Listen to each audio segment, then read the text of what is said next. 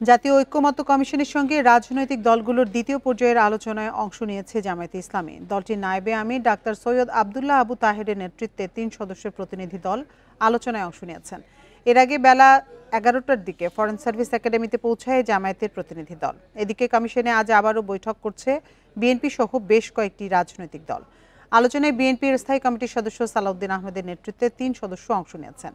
এর আগে মঙ্গলবার ঐক্যমত্য কমিশনের দ্বিতীয় ধাপের প্রথম দিনের বৈঠক হয়। সেখানে যোগ দেন বিএনপি নেতা সালাউদ্দিন আহমেদ, এনসিপির তাসনিম জারা, এবি পার্টির ব্যারিস্টার ফুয়াদ, সিপিবির রুহিন হোসেন প্রিন্স, গণ অধিকার পরিষদের নুরুল হক নূর সহ প্রায় ৩০টি দলের প্রতিনিধিরা।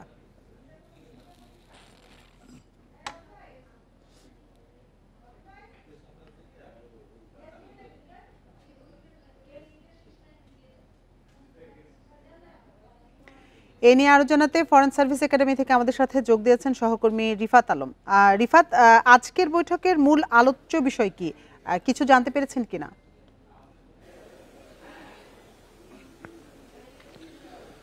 হ্যাঁ জি, আজকের যে বৈঠক অর্থাৎ রাষ্ট্র সংস্কারের অন্তর্বর্তীকালীন সরকারের সংস্কার বিষয়ক বৈঠকের যে দ্বিতীয় দফার আজকে দ্বিতীয় দিন বৈঠকের, এবং আজকে এই বৈঠকে ২৮টি রাজনৈতিক দল এবং ২টি জোট যোগ দিয়েছে। বিএনপি, জামায়াত, এনসিপি সহ অন্যান্য সকল দলই কিন্তু উপস্থিত রয়েছে। আপনি জানতে চাচ্ছিলেন যে আজকের যে মূল আলোচ্য বিষয় কি।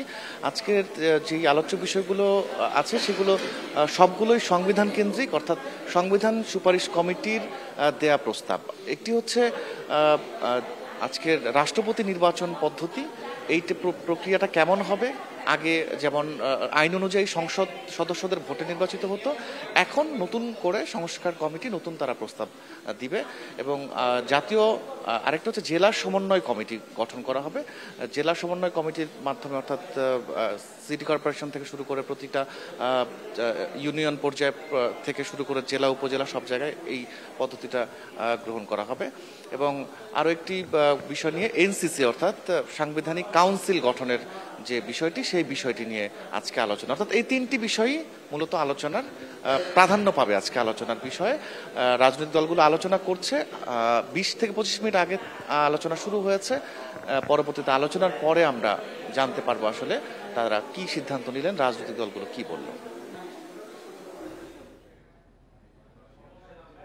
রাজধানী ফরেন সার্ভিস একাডেমি থেকে জানাচ্ছিলেন সহকর্মী রিফাত আলম।